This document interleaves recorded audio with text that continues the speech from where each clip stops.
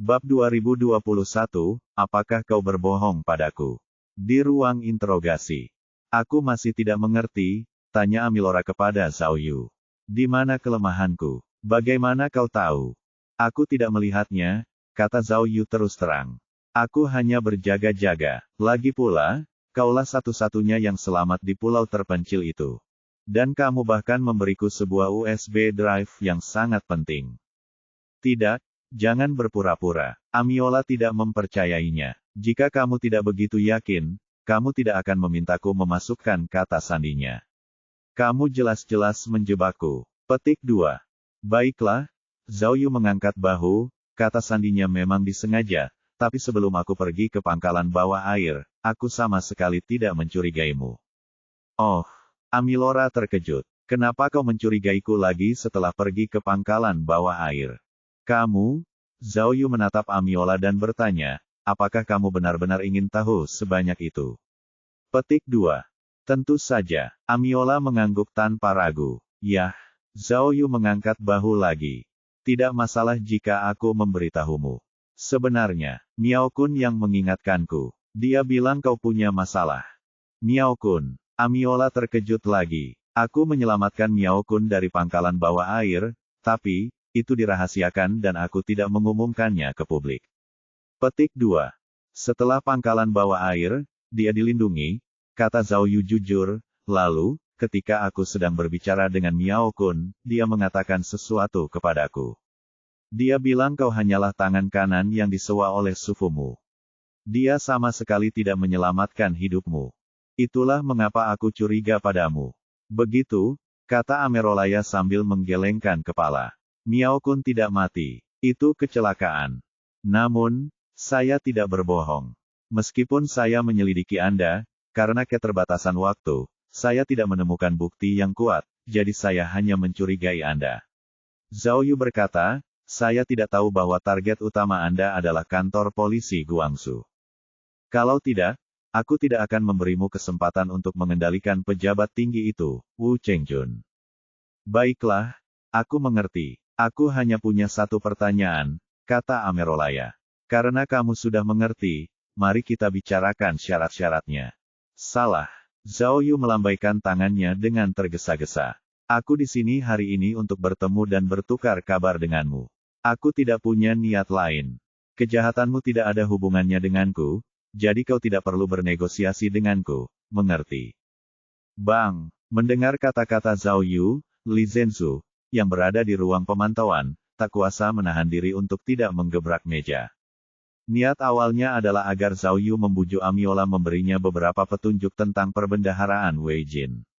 Dengan begitu, kedua belah pihak telah mencapai kesepakatan untuk bekerja sama dan mereka bisa mencari perbendaharaan si Wei bersama-sama di masa mendatang. Tanpa diduga, Zhao Yu tidak membelinya. Oh, Amiola juga sangat terkejut. Dia menatap Zhao Yu dengan serius, mencoba memahami apa yang dimaksud Zhao Yu. Akhirnya pasti akan menjadi sesuatu yang tak terbayangkan. Kata Zhao Yu, bos aslimu sudah mati, tapi bos palsunya masih hidup. Namun, meskipun kau mengkhianatinya, dia tetap memohon padamu. Biarkan kami membantumu melakukan sesuatu yang kami mampu. Aku mengerti, menjadi agen ganda itu tidak mudah. Kalau kau tidak melakukannya dengan baik, kau akan seperti Zubaji yang bercermin. Zhao Yu tidak tahu apakah Amerola bisa memahaminya, jadi dia langsung menceramahinya. Ketika kepala suku melihatku, hal pertama yang dia tanyakan adalah apakah kau baik-baik saja. Jangan bicara lagi, jangan bicara lagi. Akhirnya, Amiola tak kuasa menahan diri. Ia menggebrak meja dan berteriak, jangan khawatirkan aku. Saya bertanya padamu, bagaimana Londi meninggal? Petik 2. Dia ditembak mati oleh Jiang Kui. Ada konflik internal. Zhao Yu menjawab dengan jujur. Omong kosong. Amiola tidak percaya, tapi air matanya terus mengalir. Kau pasti berhasil. Tidak, kau berhasil. Kau sudah merencanakan semua ini sebelumnya. Zhao Yu, aku benar-benar meremehkanmu. Ah! Melihat teriakan histeris Amiola, Zhao Yu segera menasihati, bisakah kau tenang? Seperti kata pepatah, jika orang tidak menyinggung perasaanku, aku tidak akan menyinggung perasaan mereka. Masalah ini selalu kau lakukan secara diam-diam. Meskipun saya yang mendesainnya, saya tetap membantu masyarakat. Kenapa kau tidak memikirkannya? Merampas hasil kerja orang lain, membunuh mereka untuk membungkam mereka, meremehkan kehidupan, pahlawan macam apa ini? Zhao Yu memarahi, Lola, jangan terlalu keras kepala. Saya datang ke sini hari ini untuk memberitahu Anda bahwa jika Anda bekerja sama dengan baik dengan Han Fang, setidaknya Anda akan memiliki kesempatan untuk keluar. Dengan begitu, Anda tidak akan menyia-nyiakan upaya kepala suku untuk memohon kepada Anda. Fiuh, fiuh, Amiola terengah-engah, air matanya jatuh seperti untaian mutiara yang putus.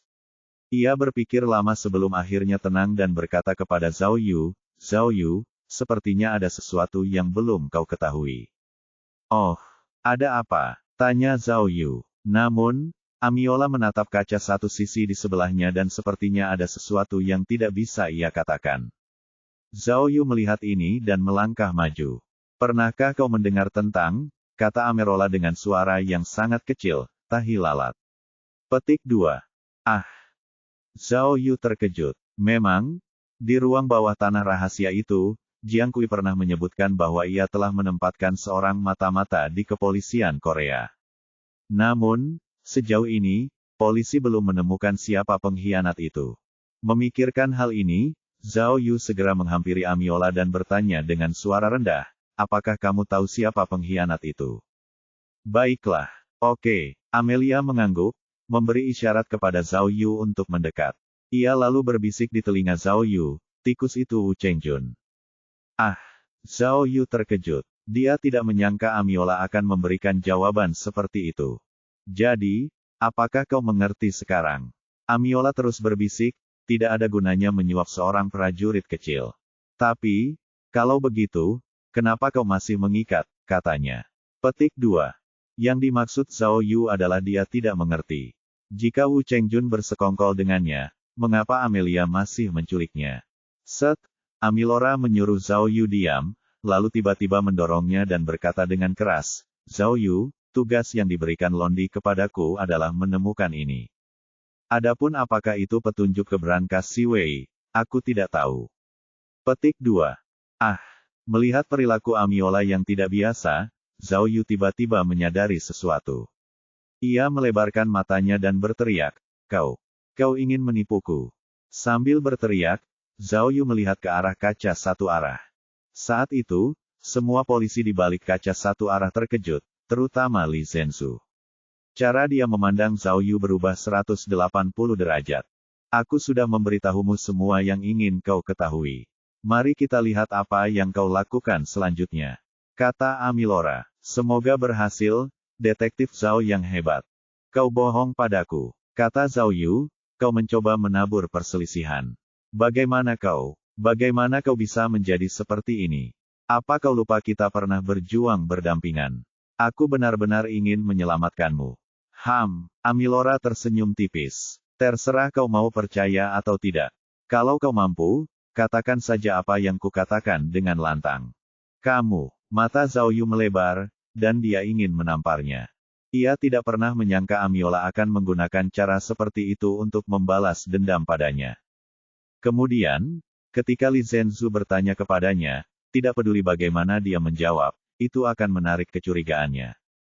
Bab 2022, Bab 2018 membunuh dua burung dengan satu batu.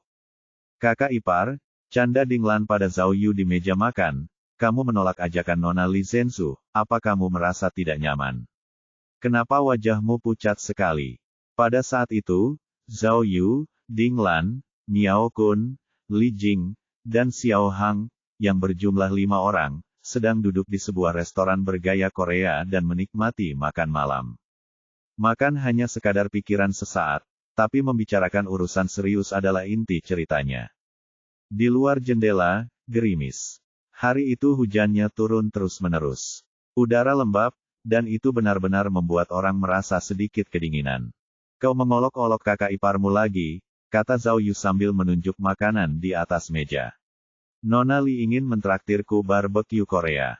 Di sini juga ada barbeque, jadi sama saja dengan tempat kita makannya.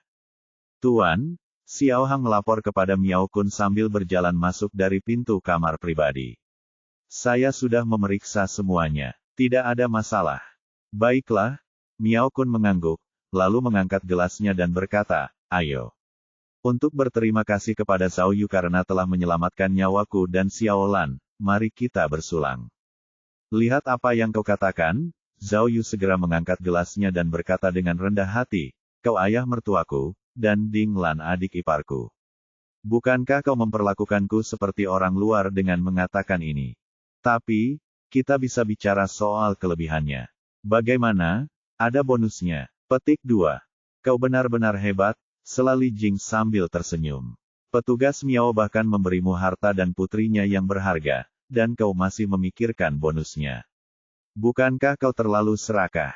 Itu tidak benar, balas Zhao Yu cepat. Kau belum memberikannya padaku, kan? Sebelum itu, aku harus mandiri, kan? Aku tidak ingin orang-orang bilang aku hidup dari seorang wanita. Baiklah, kata Miao Kun sambil cepat-cepat menghabiskan segelas kecil sake. Ia lalu berkata kepada Zhao Yu, aku sudah menyiapkan sebotol savana putih tahun 1979 untukmu. Akan kubawakan saat kita kembali ke Selandia Baru. Lebih tepatnya begitu. Zhao Yu mengulurkan dua jarinya. Lagi pula, aku sudah menyelamatkanmu 2 kali, kan? Mendengar kata-kata Zhao Yu, semua orang tertawa terbahak-bahak. Miao Kun sama sekali tidak malu. Setelah bersulang, mereka mengobrol sebentar dan makan beberapa suap sebelum akhirnya sampai pada topik utama. Demi lampu, Zhao Yu menepuk dadanya dan berjanji kepada semua orang dengan suara pelan, wanita itu memberitahuku satu hal. Dia bilang Wu Chengjun adalah mata-mata Jiang Kui. Adapun harta si Wei, dia bahkan tidak menyebutkan sepatah kata pun tentang itu. Petik 2. Mendengar ini, semua orang terdiam. Setelah beberapa lama, Li Jing memecah keheningan. Kurasa dia berbohong padamu. Saat itu, petugas Miao dan saya yang menyelamatkan Wu Chengjun dari Amiolar. Dari reaksinya selama proses itu, sepertinya dia tidak siap secara mental. Ya, Xiao Hang setuju. Aku juga berpikir begitu. Aku diam-diam menyelidiki setelah kejadian itu dan menemukan bahwa Wu Chengjun sendiri yang memegang kunci ruang bukti. Jika dia mata-mata, mengapa dia membutuhkan Melora dan sekelompok penjahat? Itu belum tentu benar. Ding Lan membantah, kalau Wu Chengjun sendiri yang melakukannya, dia tidak akan bisa lepas dari tanggung jawab. Tapi jika dia disandera, maka dia bisa dengan mudah menghindari tanggung jawabnya.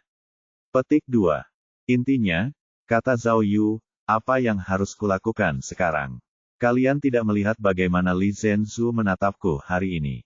Aku tidak mungkin memberitahunya bahwa atasanmu adalah mata-mata, kan? Petik 2. Lalu, apa yang kau katakan padanya? Li Jing terkejut. Tidak mungkin dia tidak bertanya padamu, kan? Tentu saja, kata Zhao Yu. Aku hanya bisa bilang Amiola menipuku. Dia hanya menggerakkan mulutnya dan tidak mengatakan apa-apa. Hehe, Ding Lan menggelengkan kepalanya. Hanya hantu yang akan mempercayaimu. Kalau begitu aku tidak punya pilihan lain. Zhao Yu tidak berdaya. Lakukan apapun yang kau mau. Tidak, kurasa. Miao Kun akhirnya mengatakan sesuatu yang berguna. Itu tidak baik. Itu hanya akan meningkatkan kecurigaan dan memengaruhi kerjasama kita di masa depan. Jangan lupa, kasusnya belum selesai, kita tidak bisa pergi. Lagi pula, meskipun kau bisa pergi, kau tidak bisa pergi begitu saja, kan? Lalu apa yang harus kita lakukan? Tanya Zhao Yu, apakah kau ingin aku terus menginterogasi Amiola? Apakah kau pikir mereka akan mengizinkanku menghubungi Amiola lagi dalam keadaan seperti ini? Apapun yang terjadi, Ding Lan menggigit bibirnya dan berkata, kita harus mencari tahu kebenaran tentang mata-mata itu. Kita tidak boleh membiarkan Long Di dan kaki tangan Jiang Kui lolos. Mereka juga berperan dalam orang-orang yang menyakiti Godfather dan aku. Kita tidak bisa membiarkan mereka lolos begitu saja. Tapi, Li Jing menyeringai. Kita tidak bisa memastikannya. Bagaimana jika wanita itu hanya omong kosong? Lalu, kenapa kita tidak menyelidiki Wu Chengjun secara rahasia? Saran Ding Lan. Selama kita bisa menemukan bukti, semuanya akan berhasil. Aku khawatir itu tidak baik. Begitu kita ketahuan, kita tidak akan bisa membersihkan nama kita bahkan jika kita terjun ke Sungai Han, kata Xiao Hang cepat. Petik 2. Long Di dan Jiang Kui sudah mati, kata Zhao Yu. Jika dia benar-benar mata-mata, maka semua bukti pasti sudah terhapus sejak lama, dan tidak akan mudah untuk menyelidikinya. Jadi, Miao Kun tersenyum, lalu berkata dengan serius namun elegan, hanya ada satu cara untuk menyelesaikan krisis kepercayaan ini. Oh, semua orang melihat ke arah Miao Kun. Zhao Yu. Miao Kun terdiam selama 2 detik, lalu berkata kepada Zhao Yu, sudah waktunya kau menunjukkan keahlianmu. Selama kau bisa membantu mereka menemukan perbendaharaan Si Wei, masalah ini pasti akan terpecahkan. Apa? Zhao Yu terkejut. Ayah mertua, kau tidak bercanda, kan? Bukankah kita sudah bilang untuk tidak menyentuh brankas itu? Situasinya berbeda sekarang, kita harus belajar beradaptasi dengan situasi ini. Hehe, Miao Kun menyesap anggur dan berkata dengan santai, kita tadinya tidak ingin terlibat, tapi sekarang sepertinya kita tidak punya pilihan. Zhao Yu, kata Miao Kun serius, kamu pintar sekali. Seharusnya kamu sadar kalau perbendaharaan Si Wei tidak hanya berisi kekayaan yang bisa menyaingi kekayaan suatu negara, kan? Ini, Zhao Yu merenung sejenak, lalu mengangguk dan berkata, memang, aku memang punya kecurigaan sebelumnya. Londi sudah cukup kaya untuk menyaingi sebuah negara, jadi mengapa dia mengambil risiko seperti itu untuk mencari perbendaharaan Si Wei? Benar, Miao Kun mengangguk. Si Wei telah memenjarakan Londi selama bertahun-tahun. Aku khawatir dia pasti telah menemukan sesuatu. Itulah yang benar-benar dipedulikan Londi. Mungkin niat awal Londi adalah menghancurkan benda-benda itu. Oh, Zhao Yu tak kuasa menahan rasa penasarannya. Apa saja benda-benda itu? Karena Londi begitu penting, seharusnya Londi juga penting bagi kita, kan? Mungkin itu bahkan lebih berharga daripada harta karun itu. Aku mengerti karakter Si Wei, kata Miao Kun. Dari kotak berlian itu, kau bisa melihat bahwa harta karun yang disebut-sebutnya pasti diperoleh dengan cara yang tidak biasa. Kalau kau benar-benar bisa menemukan brankasnya, Miao Kun menyesap sake lagi dan berkata dengan ekspresi gembira, kita bisa mengembalikan harta karun itu kepada pemilik aslinya. Itu akan menjadi perbuatan baik bagi dunia, kan? Karena ini masalah keadilan, mengapa kita tidak? Zhao Yu mengutuk dalam hatinya, pergilah ke neraka. Kenapa kau tidak melakukannya? Aku dalam masalah. Siapa yang tahu berapa banyak penjahat yang menginginkan kekayaan yang bisa menyaingi sebuah negara ini? Ketika saatnya tiba, siapa yang tahu apa yang mungkin terjadi? Pasti tidak akan semudah itu. Selain itu, selagi Zhao Yu membantu orang Korea menemukan harta karun itu, kita bisa memanfaatkan kesempatan ini untuk mengamati petugas Wu Chengjun, kata Miao Kun. Kita juga bisa memanfaatkan kesempatan ini untuk melihat apakah dia hantu. Dengan begini, bukankah itu seperti membunuh 2 burung dengan 1 batu? Kalian setuju? Petik 2. Bab 2023, Bab 2019 Istri yang berbudi luhur dan ibu yang penyayang. Tidak, aku harus tinggal beberapa hari lagi, kata pacarnya, Miao Ying, kepada Zhao Yu melalui telepon. Lebih baik berhati-hati. Departemen Intelijen sedang mengonfirmasi berita itu. Setelah mereka memastikan kita baik-baik saja, kita akan mundur. Setelah selesai berbicara, Nona Miao menambahkan dengan suara rendah, lagi pula, mereka orang tua kandungku. Aku tidak boleh ceroboh. Oh, Zhao Yu tertawa dan bertanya, siapa orang tua mereka? Petik 2. Aku sudah mendengar segalanya tentangmu. Kau pasti sudah bertemu banyak gadis cantik di Korea, kan? Nona Miao segera mengganti topik. Betapapun cantiknya, mereka tidak setenang yang dikatakan Zhao Yu dengan gembira. Sejujurnya, aku punya misi lanjutan di sini, jadi aku khawatir aku belum bisa kembali. Bagaimana kalau begini? Setelah kamu selesai dengan tim, kenapa kamu tidak datang ke Korea untuk mencariku? Zhao Yu mengaku, aku sangat merindukanmu. Cepat ke sini. Aku akan mengajakmu berbelanja, makan barbeque, dan melakukan perawatan kecantikan, oke? Miao Ying tiba-tiba bertanya, Zhao Yu, apakah ayahku bersamamu? Apakah dia baik-baik saja? Tidak apa-apa, tidak apa-apa. Dengan aku di sini, apa yang bisa terjadi padanya? Zhao Yu menjawab cepat, kali ini, dia melihatku menyelesaikan tugas dengan baik, jadi dia menghadiahiku sebotol pasir putih. Ayo kita pergi ke Selandia Baru dan minum bersama. Aduh, Miao Ying menghela napas dan berkata, ayahku bukan lagi ayah yang sama seperti saat aku masih muda. Zhao Yu, tolong bantu aku membujuknya untuk pensiun dan menikmati hidupnya. Dia seharusnya tidak terlalu lelah setiap hari dan melakukan hal-hal berisiko seperti itu. Aku tidak bisa mengendalikanmu lagi. Kalau ayahku masih seperti ini, keluarga kita hanya tinggal namanya saja. Entah kenapa, mendengar kata-kata Miao Ying, Zhao Yu merasa hangat di hatinya. Terus terang saja, darah masih lebih kental daripada air. Hanya putri kandung yang begitu peduli pada ayah dan keluarganya. Hanya Miao Ying yang paling peduli pada keluarga ini dan menjadi ikatan keluarga ini. Zhao Yu merasa sangat beruntung. Meskipun Miao Renfeng dulu sangat mendominasi, dia pasti akan menjadi istri dan ibu yang baik setelah mereka menikah.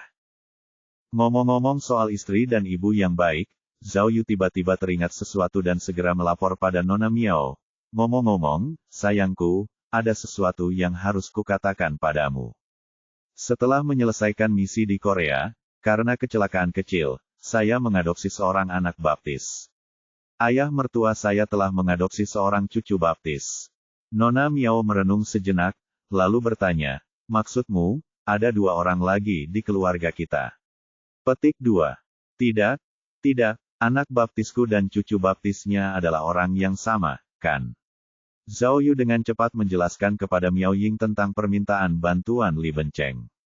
Tidak mungkin. Miao Ying tidak menganggapnya sebagai orang luar dan berkata langsung, jadi, aku punya anak orang asing. Apa dia bisa berbahasa Mandarin?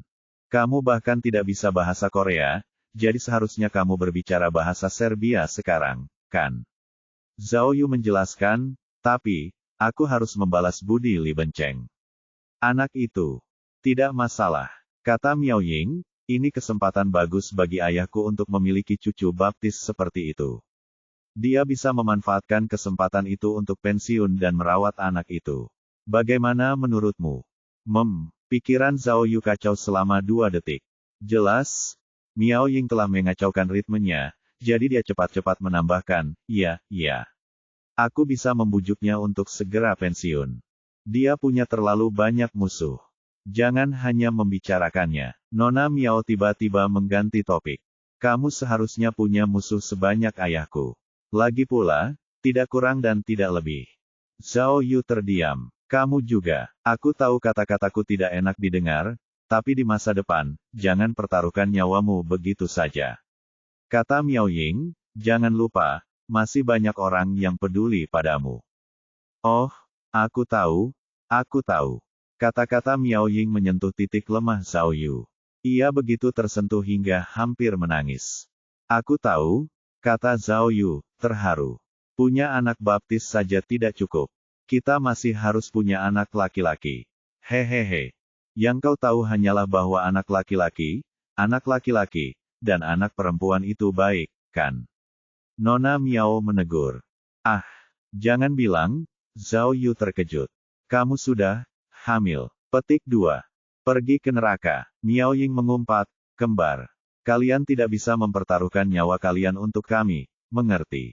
Lalu, Nona Miao menutup telepon, meninggalkan Zhao Yu yang kebingungan. Kembar. Hehe. Tentu saja, Zhao Yu tahu bahwa Nona Miao sedang bercanda dengannya, tetapi dia tetap berusaha mengingatnya dengan serius, dan menghitung hari-harinya. Didi. Pada saat ini, ada pesan teks lain dari Miao Ying di telepon, Zhao Yu, ketika aku kembali ke ibu kota, jika tim investigasi khusus tidak memiliki kasus baru, aku akan pergi ke Korea untuk mencarimu. Itu hebat. Zhao Yu sangat gembira. Sudah lama ia tidak bertemu pacar. Meskipun ia dikelilingi wanita cantik setiap hari, ia tahu tak ada yang bisa menggantikan posisi Miao Miao. Jika Miao Ying datang, dia pasti akan tampil bagus dan mencari tahu lebih banyak tentang si kembar. Menaruh ponselnya, Zhao Yu memikirkan banyak hal baik, lalu perlahan-lahan fokus pada masa kini. Melalui keputusan Miao Kun, Zhao Yu tetap diminta untuk membantu Korea menyelidiki rahasia perbendaharaan Si Wei. Zhao Yu tidak tahu tentang hal ini. Dia berpikir bahwa karena dia bisa menebak bahwa berangkas Si Wei tidak hanya berisi harta karun, maka Han Fang pasti bisa menebaknya juga. Jadi, jika mereka benar-benar menemukan berangkas itu, apakah mereka akan berada dalam bahaya?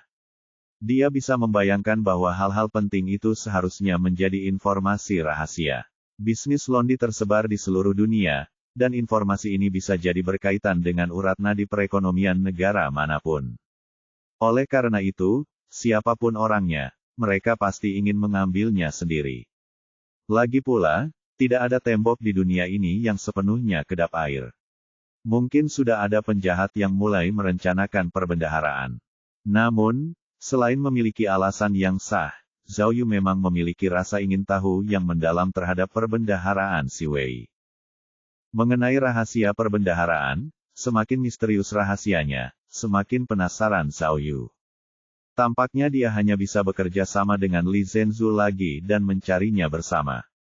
Memikirkan hal ini, hati Zhao Yu perlahan-lahan menjadi tenang. Ia kemudian bersiap untuk melepas pakaiannya dan pergi ke kamar mandi untuk membersihkan diri. Saat itu, dia sendirian di kamar hotelnya. Melalui jendela Prancis yang besar, dia masih bisa melihat bahwa hujan di luar belum berhenti.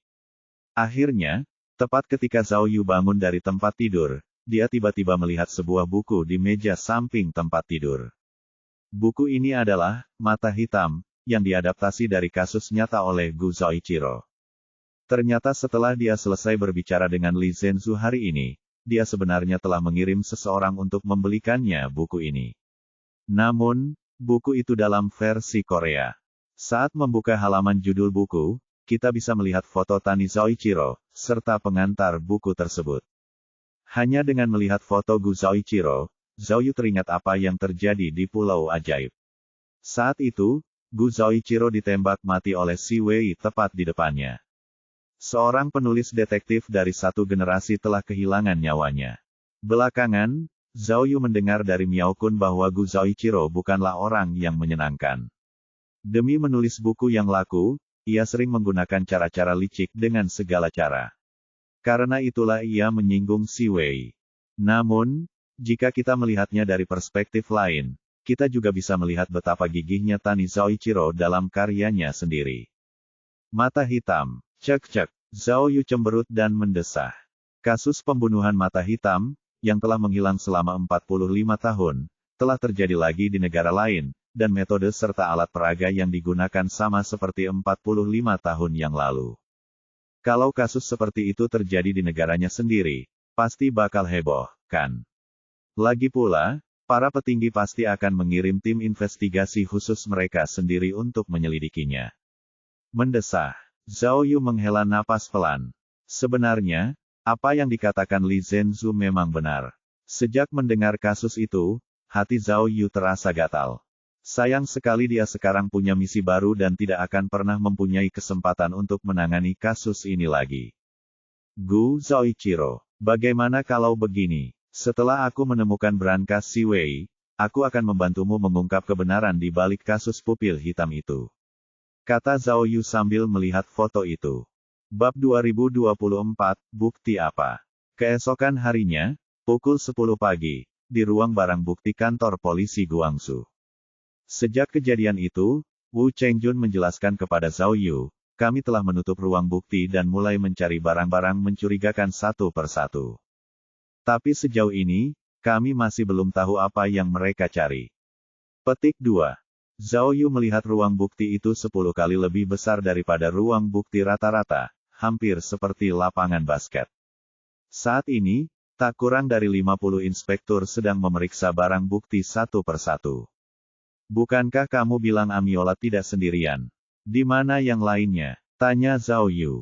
Mereka semua mati, kata Wu Chengjun tanpa daya. Saat itu, orang-orang kita sudah mengepung mereka. Namun, mereka tidak menyerah dan memilih untuk terus melawan. Awalnya, kami berusaha sekuat tenaga untuk menangkap mereka hidup-hidup, tetapi pada akhirnya, beberapa dari mereka malah menembak diri mereka sendiri atau rekan-rekannya. Jika Lola tidak dikendalikan oleh Tuan Miao, Li Zhenzu menimpali, saya khawatir dia tidak akan hidup sampai sekarang. Oh, Zhao Yu mulai berpikir. Baiklah, Wu Chengjun tak kuasa menahan diri untuk bertanya, Detektif Zhao, ku dengar wanita Timur Tengah itu bercerita tentang tahi lalat itu kepadamu. Apakah dia? Kepala Wu. Mendengar ini, Li Zhenzu buru-buru mengingatkannya, Detektif Zhao sudah menjelaskan masalah ini. Wanita itu yang sengaja melakukan ini. Dia tidak mengatakan apa-apa. Dia hanya ingin membuat kita curiga. Kita tidak bisa dibodohi. Aku mengerti. Wu Chengjun mengangguk, tetapi matanya penuh keraguan. Zhao Yu berpikir dalam hati, jika aku mengatakan bahwa kau adalah tahi lalat yang dibicarakan Amerolais, apakah kau akan merasa lebih baik? Aku tidak punya alasan untuk berbohong padamu. Namun, dia masih harus menjelaskan. Zhao Yu berkata kepada Wu Chengjun, lagi pula, benda yang mereka cari ada di ruang buktimu. Tidak ada gunanya aku menyembunyikannya. Lagi pula, kami bahkan tidak ingin ada hubungannya dengan brankas Si Wei. Jika aku benar-benar tahu apa yang mereka cari, aku pasti akan memberitahumu. Petik 2. Zhao Yu sengaja mengalihkan perhatian ke Departemen Keuangan, untuk mengalihkan isu sensitif tentang mata-mata itu. Saya mengerti, kata Wu Chengjun cepat. Kami akan terus menekan wanita Timur Tengah itu dan mencoba membuatnya berbicara sesegera mungkin. Tentang buktinya, kata Li Zhenzu kepada Zhao Yu, kami sedang mencoba menemukan sesuatu yang berhubungan dengan Si Wei. Saya pikir ketika Si Wei melakukan rayuan ilegal, Departemen Urusan Nasional menyabotase dan mengumpulkan bukti. Itu mungkin kecelakaan.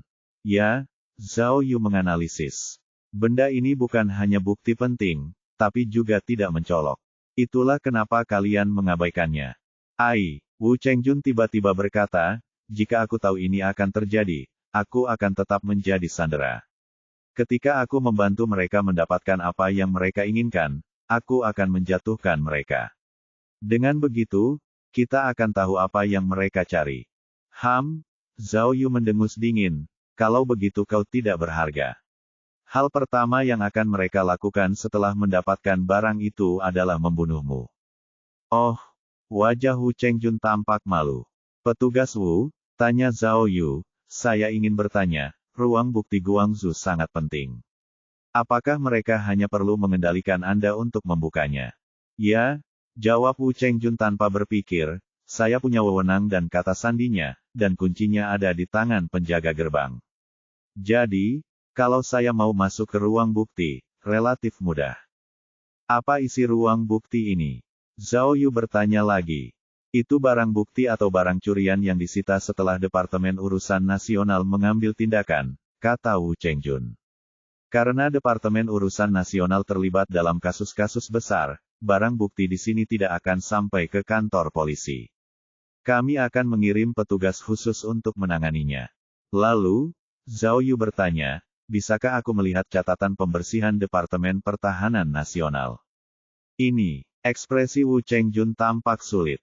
Kalau begitu kau mempersulitku. Operasi Departemen Intelijen Nasional sangat rahasia. Bahkan aku tidak punya wewenang untuk merekam operasi mereka. Baiklah kalau begitu. Zhao Yu mengangkat bahu tak berdaya. Tapi, Wu Chengjun mengganti topik dan berkata, aku bisa meminta atasan untuk mencari tindakan mencurigakan di berkas tindakan Departemen Urusan Nasional. Apa menurutmu itu tidak masalah? Itu hanya butuh waktu.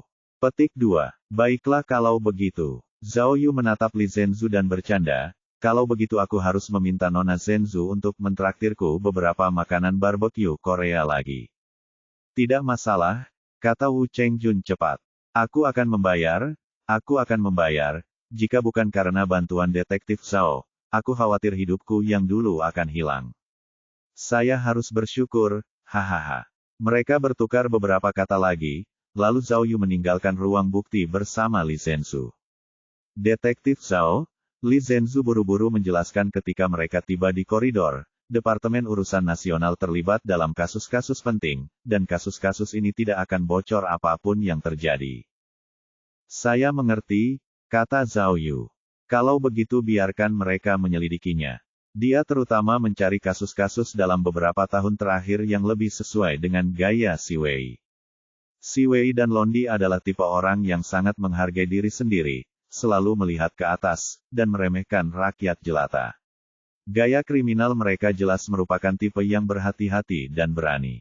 Saya mengerti. Li Zhenzu mengangguk. Terima kasih telah berpartisipasi dan membantu kami. Kami pasti akan berusaha sebaik mungkin untuk menemukan perbendaharaan si Wei. Lalu, Li Zhenzu menunjuk ke bawah. Kau mau lihat Simone? Lagi pula, dia putri si Wei. Kurasa dia seharusnya tahu lebih banyak daripada Amiola. Kurasa. Zhao Yu berpikir sejenak, lalu berkata, lupakan saja. Wanita ini membenciku sampai ke tulang sekarang. Kalau aku menginterogasinya, bisa-bisa malah jadi bumerang. Oh. Baiklah kalau begitu, kata Li Zhenzu. Ngomong-ngomong, orang ini akan diserahkan kepadamu cepat atau lambat. Kamu akan punya kesempatan untuk bertemu, kan? Cek. Mendengar kata-kata Li Zhenzu, Zhao Yu tidak bisa menahan cibiran. Sebenarnya, dia sangat ingin berbicara dengan Ximena tentang apa yang dikatakannya. Lagi pula, di ruang rahasia bawah tanah, Ximena telah mengungkapkan bahwa dia mengetahui rahasia perbendaharaan si Wei. Namun, memikirkan nasib mimpinya, Zhao Yu merasa tidak nyaman. Dia khawatir Ximena akan berakhir seperti Amiola. Mereka tidak hanya tidak akan bisa mendapatkan informasi penting darinya, tetapi mereka juga mungkin malah dituduh. Misalnya, soal berlian hijau, Simone tahu lebih banyak daripada yang lain. Kalau dia cerita ke orang lain tentang pulau jejak kaki yang menakjubkan itu, pasti nggak seru. Kalian harus mengawasinya, kata Zhao Yu. Wanita ini sangat penting. Aku tidak tahu berapa banyak orang yang memikirkannya. Jangan khawatir, kata Li Zhenzu, ini pasti hukuman penjara yang paling berat. Pasti tidak akan ada masalah. Bagus. Zhao Yu menyeka keringatnya. Ia merasa Guangzhou jauh lebih panas daripada Seoul. Detektif Zhao, kata Li Zhenzu lagi, karena butuh waktu untuk menyelidiki buktinya, maka, apakah Anda tertarik untuk ikut dengan saya ke tim pencari? Oh, Zhao Yu terkejut. Kenapa kamu pergi ke tim pencari? Lagi pula, apa yang dilakukan tim pencari? Saya menerima kabar dari Park Xianhe, kata Li Zhenzu. Setelah membandingkannya dengan dua ahli Jepang, telah dipastikan bahwa dua kasus mata hitam yang terjadi di sini sangat mirip dengan kasus mata hitam Yokohama 45 tahun yang lalu. Kasus ini bahkan lebih legendaris daripada novelnya, kata Li Zhenzu misterius. Pembunuh bermata hitam itu adalah Pantian Guiki. Dia mungkin masih hidup. Bab 2025, 2 Ekstrim. Tim SAR yang disebut Tim Pencarian Ekstensif, nama lengkapnya Tim Pencarian Wilayah Luas, terdiri dari perwira polisi terbaik di negara ini, yang berdedikasi untuk memecahkan kasus-kasus sulit yang belum terpecahkan dan kasus-kasus berisiko tinggi. Hal itu membuat Zhao Yu merasa mirip dengan tugas tim investigasi khususnya. Begitu ada kasus penting, ia akan berkeliling negeri untuk menyelidikinya. Namun, karena insiden Black Pupil terjadi di Seoul, tim pencari bekerja di Departemen Kepolisian setempat di Seoul. Selain itu, Park Hyun-ho adalah pemimpin langsung tim pencari, dan semua orang harus mendengarkan perintahnya. Ketika Zhao Yu tiba, ia tepat waktu untuk rapat analisis kasus, jadi Li Zhenzu tidak memperkenalkan Zhao Yu kepada siapapun. Mereka berdua hanya menyapa Park Xianhe dari kejauhan, lalu duduk di baris terakhir untuk mendengarkan. Penanggung jawab rapat analisis kasus adalah seorang detektif pria paruh baya yang agak gemuk. Saat itu, ia sedang menunjuk foto-foto dan informasi di layar lebar dan memperkenalkannya kepada semua orang. Kasus pertama terjadi di Jalan Jinjiang. Nama korban adalah Li Yiyan, seorang karyawan wanita di cabang Jinjiang Bank Seoul. Kami telah menyelidiki pergerakannya. Menurut pernyataan rekan-rekannya dan kamera pengawas, dia pulang kerja pukul 8 malam itu dan tidak pernah pulang.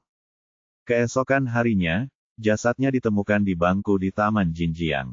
Berdasarkan pemeriksaan di tempat, tidak ditemukan darah atau jejak lain. Dugaan awal, bangku taman bukanlah TKP pertama. Almarhum dipindahkan ke sana setelah dibunuh oleh si pembunuh. Analisis forensik menunjukkan bahwa meskipun batu itu hanya diganti, seluruh proses penggantian mata si pembunuh sangat detail. Ia tidak hanya mencungkil bola mata korban secara kasar lalu menggantinya dengan batu. Pengangkatannya sama presisinya dengan operasi.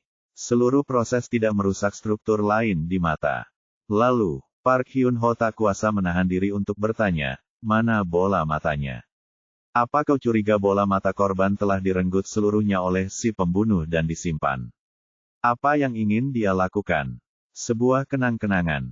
Sangat mungkin. Agen itu mengangguk. Petugas park, detektif polisi.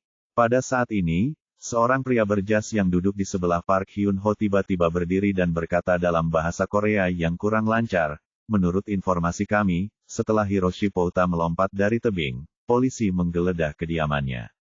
Meskipun mereka menemukan banyak bukti terkait kasus mata hitam, mereka tidak dapat menemukan mata korban. Oh, Zhao Yu mengerti bahwa pria dalam setelan itu adalah seorang ahli yang dikirim oleh Jepang. Pada saat ini, seorang pria berjas lain berdiri dan berkata, kami juga menduga bahwa si pembunuh telah mengambil bola mata korban. Karena, saat penangkapan terakhir, Pang Tian Takumi sudah mengganti mata hakim. Saat itu, mata hakim terbentur botol berisi kontainer oleh Pang Tian Takumi. Oh, setelah kedua ahli Jepang itu mengatakan hal itu, terjadi sedikit keributan di tempat kejadian perkara. Para detektif polisi sudah muak dengan perilaku menyimpang si pembunuh. Lalu, bisik Li Zhenzu di telinga Zhao Yu, sang hakim diselamatkan tepat waktu, tapi dia kehilangan satu mata. Agen Liu, kata Park Hyun-ho, selanjutnya, tolong bicarakan tentang korban kedua. Baiklah. Agen Liu mengangguk dan mengklik gambar lain di layar lebar, lalu berkata, seperti yang kita semua tahu, korban kedua adalah Kwon Youdong dari kamar dagang Golden Stream. 2 hari yang lalu, jasadnya ditemukan di halaman vilanya sendiri. Matanya juga dicungkil dan diganti dengan batu hitam. Zhao Yu melihat seorang pria bertato yang kuat muncul di layar lebar. Pria itu berbahu lebar dan berpinggang ramping, dan tatapannya tajam. Dia tidak terlihat seperti orang yang bisa diganggu-gugat. Namun, yang menarik perhatiannya adalah tato naga biru di tubuh orang ini. Tato itu tampak sangat familiar. Cek-cek, dunia sungguh tidak dapat diprediksi. Zhao Yu merasa bahwa tato naga hijau di lengannya sebelum dia bertransmigrasi sama persis dengan yang ada di tubuh Kwon Youdong. Naga hijau miliknya ditato oleh master tangan hantu yang terkenal pada saat itu. Namun, setelah bertransmigrasi, Grandmaster Netherclaw tidak ada lagi. Siapa sangka di Korea yang jauh, ternyata ada ahli tato yang penampilannya persis sama. Ini benar-benar. Tentu saja, Zhao Yu bukan lagi preman dan berandalan seperti dulu. Dia tentu saja tidak berminat mencari ahli untuk menato naga hijau di tubuhnya. Menurut penyelidikan, pada malam sebelum kejadian, Kwon Youdong pergi ke banyak tempat hiburan, makan, mandi, dan pergi ke ruang dansa. Ia baru kembali ke villa di Gua Suyang pukul 2 pagi. Saat itu, pengemudi mengantarnya ke pintu masuk villa dan mengawasinya masuk sebelum pergi. Namun, menurut istri Kwon Youdong tidak masuk ke villa malam itu, jadi dia tidak mendengar apapun.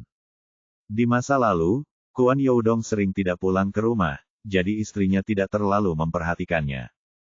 Jadi, kami menduga Kwon Youdong diserang oleh si pembunuh saat ia memasuki halaman, tetapi belum dalam perjalanan ke villa. Kami sudah memeriksa kamera pengawas dan menemukan bahwa kamera pengawas di rumah mereka telah dihancurkan. Kedua anjing pemburu di halaman mereka juga diberi obat bius, tambahnya. Ini agak aneh. Mendengar ini, Park Xianhe pun mengungkapkan keraguannya. Kwon Youdong dikenal sebagai kakak Taois Chengping. Saat itu, ia sendirian mengalahkan lebih dari 20 preman Xianxiu. Orang sekuat itu, bagaimana mungkin dia bisa jatuh begitu mudah ke tangan orang lain? Lagi pula, itu di halamannya sendiri. Bahkan jika seseorang melancarkan serangan diam-diam, setidaknya mereka akan bersuara jika berteriak, kan? Benar, pada saat itu, seorang pria berambut panjang dengan janggut yang tidak terawat berkata, jadi kami menduga bahwa si pembunuh mungkin tidak sendirian. Lalu, apa tujuan pembunuhan itu? Park Xianhe bertanya lagi, apakah kamu sudah menemukan hubungan antara kedua korban? Agen Liu sedikit mengernyit dan menggelengkan kepalanya. Belum, kami sudah memeriksa informasi yang relevan, tetapi kami tidak menemukan interaksi apapun di antara keduanya. Tidak mungkin, kata Park Xianhe, kalau memang ada hubungannya dengan kasus pupil hitam 45 tahun lalu, maka kedua orang ini pasti ada hubungannya. Mereka pasti telah menyinggung si pembunuh di suatu tempat, dan itulah mengapa mereka dibunuh. Dan, dia menunjuk matanya. Pasti ada hubungannya dengan ini. Ya, agen Liu mengangguk cepat. Kepala Park, kata agen berjanggut itu kepada Park Xianhe, kami telah menyelidiki korban pertama, Li Yan. Dia orang yang lembut dan tidak pernah berkonflik dengan siapapun. Kami juga telah memeriksa informasinya. Kehidupan orang ini relatif sederhana dan tidak melakukan tindakan ilegal apapun. Tapi, dia menunjuk ke layar lebar, Kuan Youdong benar-benar berbeda. Kurasa kau lebih tahu tentang orang ini daripada aku, kan? Benar, Park Xianhe mengangguk. Orang-orang yang disinggung Kuan Youdong bisa digabungkan menjadi satu kereta. Mereka benar-benar dua ekstrim. Mungkinkah? Pria berjanggut itu berkata dengan suara rendah, kasus pupil hitam itu hanya kedok, dan motif sebenarnya adalah untuk membunuh Kuan Youdong. Oh, mendengar spekulasi ini, Park Hyun-ho tak kuasa menahan diri untuk berpikir keras. Ia merasa orang ini masuk akal. Bab 2026, siapakah muridnya? Dengan bantuan para ahli Jepang. Detektif Liu melanjutkan penjelasannya, kami telah membandingkan mata palsu yang dipasang pembunuh pada korban. Berdasarkan perbandingannya, agen Liu merenung sejenak, lalu menunjuk ke layar besar dan berkata, sekarang kita bisa memastikan bahwa keempat mata palsu korban, dan mata palsu dari kasus pupil hitam Yokohama, semuanya berasal dari kuarsa hitam yang sama. Begitu kata-kata itu keluar, seluruh tempat menjadi gempar. Lagi pula, kasus murid kulit hitam Yokohama F. Marinos terjadi 45 tahun yang lalu, dan tersangka utamanya, Pouta Takeshi, telah melompat dari tebing dan menghilang, dan keberadaannya masih belum diketahui. Sekarang setelah tiba-tiba muncul, bagaimana mungkin itu tidak mengejutkan? Yang lebih penting, kata agen Liu sambil menatap kedua ahli Jepang itu, melalui pengujian, kami telah memastikan bahwa keempat mata palsu ini telah dipoles puluhan tahun yang lalu. Dengan kata lain, keempat mata palsu ini kemungkinan besar dibuat pada waktu yang hampir bersamaan dengan kasus mata hitam Yokohama F. Marinos. Kali ini, situasi semakin tak terkendali, dan semua penyidik yang terlibat terkejut. Bagaimana ini bisa terjadi? Seorang agen di dekat Zhao Yu bertanya, mungkinkah Pantian Guiki benar-benar tidak mati? Dia membawa mata palsu yang dia buat puluhan tahun lalu ke tempat kita. Tidak mungkin, seru yang lain, Pantian Guiki baru berusia 27 tahun ketika ia menghilang. Setelah 45 tahun, ia sudah berusia 72 tahun. Bagaimana mungkin seorang pria berusia 72 tahun membunuh Kuan Youdong? Ya, orang lain menyarankan, menurutmu, Pantian Guiki menerima seorang murid. Petik 2. Dan, kata orang pertama, kalau memang ada hubungannya dengan Pantian Guiki, apa yang telah dia lakukan selama 45 tahun terakhir? Yap, seseorang menggaruk kepalanya dan mendesah. Jika Pantian Guiki benar-benar tidak mati, maka kasus pupil hitam tidak akan terjadi sekarang, kan? Petik 2. Baiklah. Pada saat ini, pria berjanggut itu tiba-tiba berdiri dan berteriak kepada para detektif di tempat kejadian, tutup mulut kalian. Setelah dia selesai berteriak, seluruh tempat menjadi sunyi. Oh, Zhao Yu paham bahwa lelaki tak terawat ini pastilah pemimpin tim pencari. Baiklah, kata pria itu, bagaimanapun juga, pembunuh dalam kasus ini pasti ada hubungannya dengan kasus murid kulit hitam Yokohama 45 tahun yang lalu. Asalkan kita bisa menangkap pembunuhnya, kita bisa mengungkap seluruh kebenarannya. Jadi, mata pria itu melebar, dan ia menunjukkan tatapan tajam, ayo tukar kekuatan. Tunjukkan kemampuan terbaikmu. Jika ini benar-benar kasus pupil hitam, maka Kuan Youdong mungkin bukan korban terakhir. Jadi, kata pria itu, kita harus menangkap pembunuhnya sebelum korban berikutnya muncul. Apakah kalian semua mengerti? Saya mengerti. Para detektif polisi segera setuju. Petik 2. Petugas park benar, kata pria itu. Karena ini kasus pembunuhan berantai, hubungan antar korban sangatlah penting. Tim 1, saya serahkan masalah ini kepada kalian. Selidiki kembali informasi kedua korban. Bahkan jika anak-anak mereka berada di taman kanak-kanak yang sama, bahkan jika mereka dulu berada di lift yang sama, Anda harus mencari tahu. Petik 2.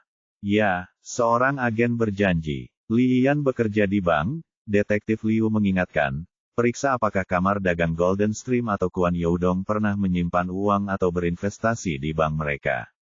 Ya, agen itu berjanji lagi. Tim 2, kata pria berjanggut tadi, selidiki aktivitas Kuan Youdong secara detail, jangan sampai terlewat satu detail pun.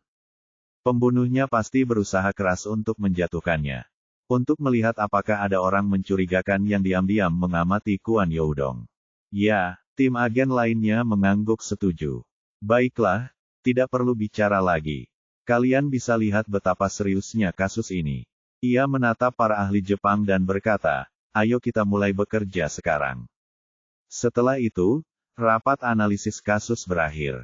Detektif polisi meninggalkan ruang analisis untuk melanjutkan penyelidikannya. Aduh, angin apa yang membawa Nona Zenzu kita sampai ke sini? Ketika sebagian besar orang sudah pergi, pria berjanggut itu tiba-tiba menghampiri Li Zenzu dan menyapanya dengan hormat. Sudah bertahun-tahun aku tidak bertemu denganmu. Kau jadi semakin cantik. Hehe, Li Zenzu tersenyum dan berjabat tangan dengan orang lain karena sopan santun. Kapten Ju masih sangat lucu dan humoris. Oh, Zhao Yu tahu bahwa dia memang kapten tim pencari, tapi nama belakangnya agak tidak biasa. Ini, ketua tim baru saja melihat Zhao Yu dan tiba-tiba tampak bingung. Ini detektif Tiongkok yang terkenal, Zhao Yu, kata Park Xianhe kepada Kapten Ju. Kau pasti sudah mendengar tentang kasus mayat wanita tanpa kepala dan kasus iblis, kan? Oh. Ketua tim Ju menatap Zhao Yu dengan serius.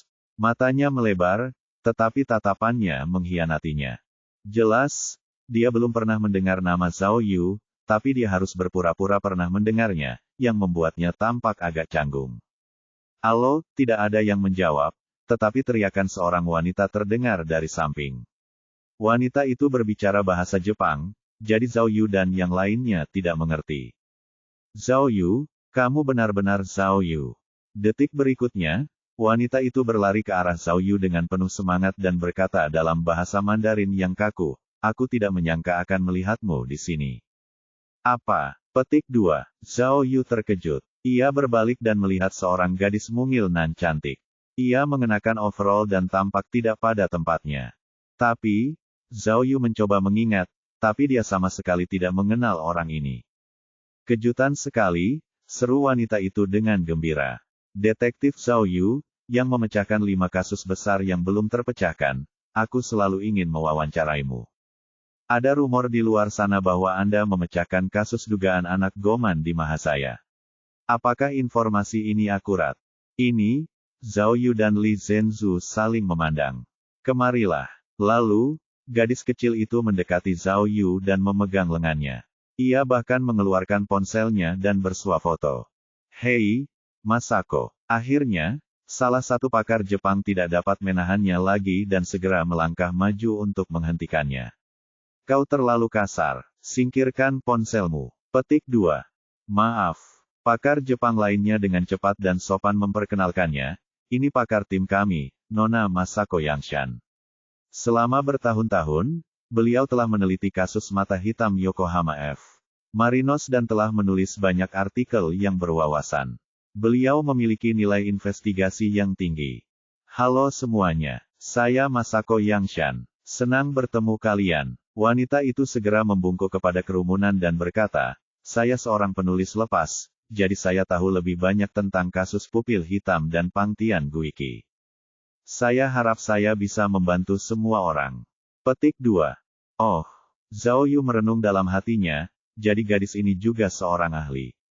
Dia terlihat sangat muda, aku jadi bertanya-tanya. Ngomong-ngomong, salah satu pakar Jepang menunjuk Masako dan berkata, guru Nona Masako adalah Tuan Tani Soichiro. Sebenarnya, dia juga terlibat dalam pekerjaan murid kulit hitam. Bab 2027, bab 2023 lebih praktis. Mustahil. Melihat wanita mungil itu, Zhao Yu merasa tidak nyaman. Ia tidak menyangka wanita itu adalah murid Tani Soichiro. Tampaknya dia tidak bisa menghindari penulis detektif ini. Aku tidak begitu mengerti. Pada saat ini, Kapten Ju dari tim pencari yang luas bingung. Detektif Zhao, apakah Anda datang mengunjungi kami kali ini? Petik 2. Cheng Fan, Park Hyun Ho dengan cepat menjelaskan, Detektif Zhao ini baru saja membantu kami memecahkan kasus besar. Kali ini, karena kasus murid kulit hitam melibatkan hubungan internasional, kami secara khusus mengundangnya untuk membantu kami. Oh, Kapten Ju buru-buru menjabat tangan Zhao Yu, tetapi Zhao Yu tahu dari tatapannya bahwa kapten yang sombong ini sama sekali tidak mempercayainya. Seng Fan, marganya Ju, dan namanya Ju Seng Fan. Kenapa nama ini terdengar begitu lapar? Bagus sekali, bagus sekali. Masako bertepuk tangan dengan gembira. Merupakan suatu kehormatan besar bisa berpartisipasi dalam penyelidikan bersama detektif hebat Zhao Yu. Detektif Zhao, tolong beri aku petunjukmu. Lalu, Masako membungkuk pada Zhao Yu. Zhao Yu tidak ingin dipermalukan, tetapi dia tetap mengikuti contoh orang lain dan membalas hormat. Kapten Ju, Li Zhenzu melihat perlawanan dalam suara pria itu dan segera menjelaskan, Detektif Zhao di sini hanya untuk membantu, hampir seperti penasihat. Jangan khawatir, lakukan saja apa yang perlu kau lakukan. Detektif Zhao hanya akan memberikan beberapa ide dan pendapat, dia tidak akan ikut campur dalam operasimu. Oh, ketua tim merasa lebih baik dan segera mengangguk ke arah Zhao Yu. Bagus, kata Park Xianhe. Selanjutnya, bukankah kita akan bertukar pendapat dengan para ahli Jepang? Kalau begitu, ayo kita pergi bersama. Kapten Ju tampak tidak senang, tapi dia tetap duduk. Sebenarnya, Zhao Yu bisa mengerti perasaannya. Kalau dia yang melakukannya, dia pasti akan merasa lebih tidak nyaman lagi.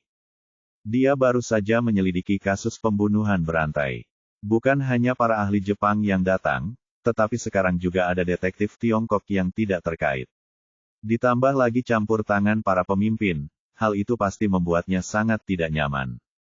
Zhao Yu mengerti hal ini, jadi dia tidak mengatakan sepatah kata pun.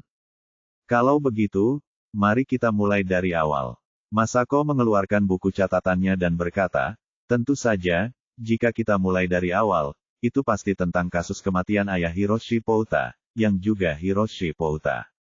Kami yakin bahwa alasan Pangtian Takumi menggunakan metode ekstrim seperti itu adalah untuk membalas dendam kepada orang-orang yang menyebabkan ayahnya dijatuhi hukuman mati di pengadilan. Menghitamkan mata mereka berarti mereka tidak dapat melihat, dan tidak dapat membedakan antara hitam dan putih. Tentu saja, mata hitam mungkin punya arti lain. Masako lalu menunjuk ke arah teman-temannya. Pakar Jepang lainnya langsung berdiri dan berkata, melalui penelitian kami selama bertahun-tahun, kami menemukan bahwa di wilayah Akita dan Aomori di Jepang Timur, serta beberapa daerah pegunungan di Hokkaido, terdapat agama primitif. Dalam ajaran agama ini, ada catatan tentang murid kulit hitam. Benar, Masako mengangguk. Dalam agama-agama primitif ini, mata hitam melambangkan penindasan kejahatan. Agak mirip dengan penindasan jiwa di negaramu. Mewarnai mata orang mati atau musuh dengan warna hitam dapat menekan jiwa mereka dan membuat mereka tidak dapat dilahirkan kembali selamanya.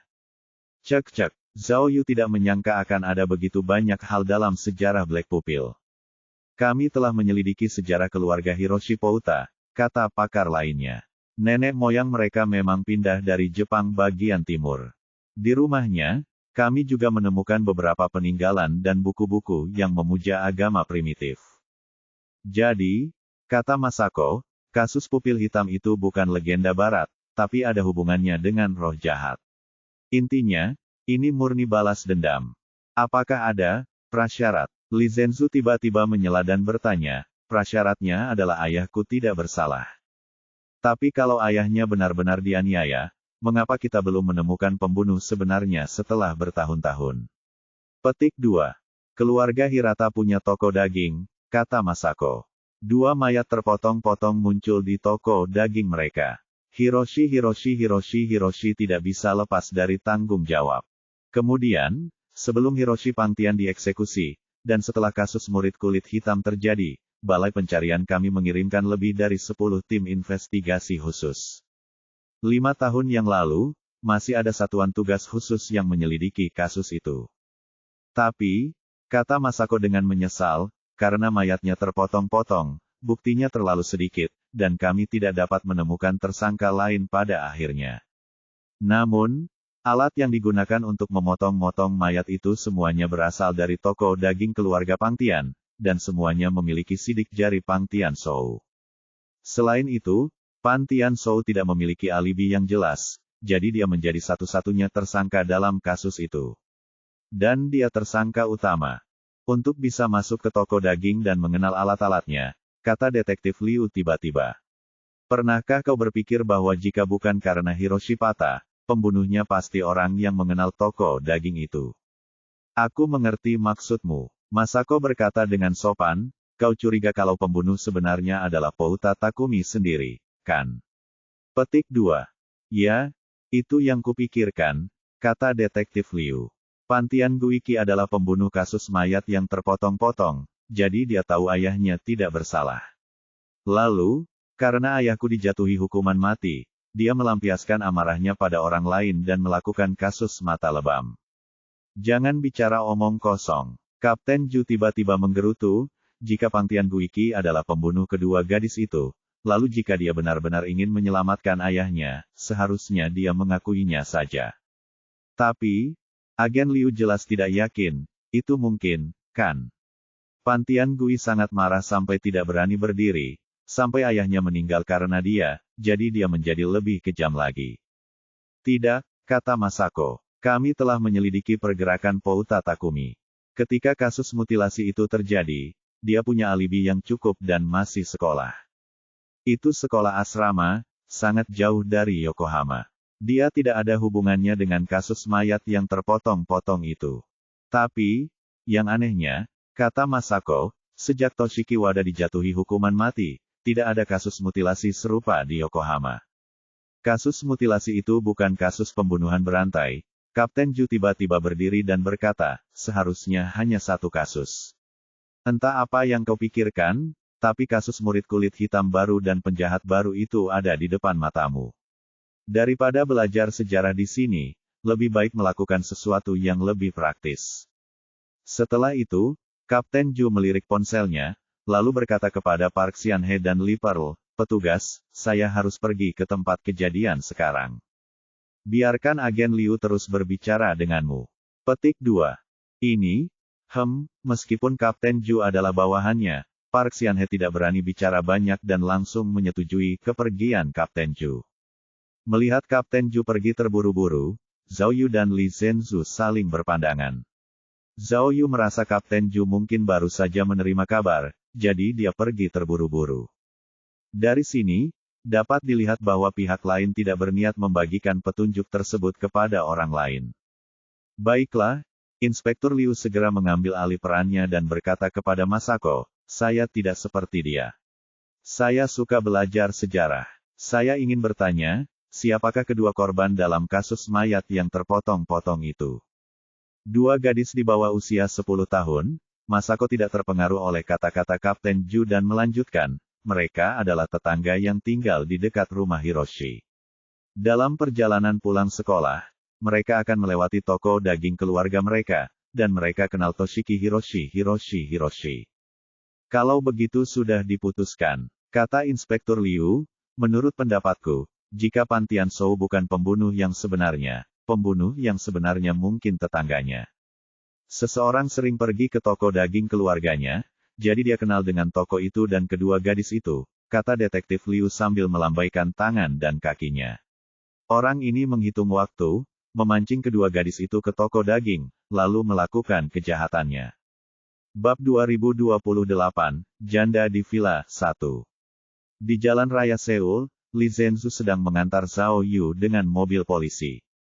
Cara berpikir detektif memang berbeda, kata Li Zhenzu sambil mengemudi. Ada begitu banyak petunjuk, tapi kenapa kau harus pergi ke perusahaan Kuan Yu? Bisakah kamu berbagi pemikiranmu denganku? Petik 2. Masih sama. Aku hanya bisa percaya padamu di sini. Kata Zhao Yu, sudah kubilang sebelumnya. Entah kau tidak berpartisipasi, atau begitu kau berpartisipasi, kau tidak bisa mengabaikannya begitu saja. Lagi pula, setelah aku memecahkan kasus pupil hitam, kita bisa segera pergi dan menemukan harta karun si Wei. Petik 2.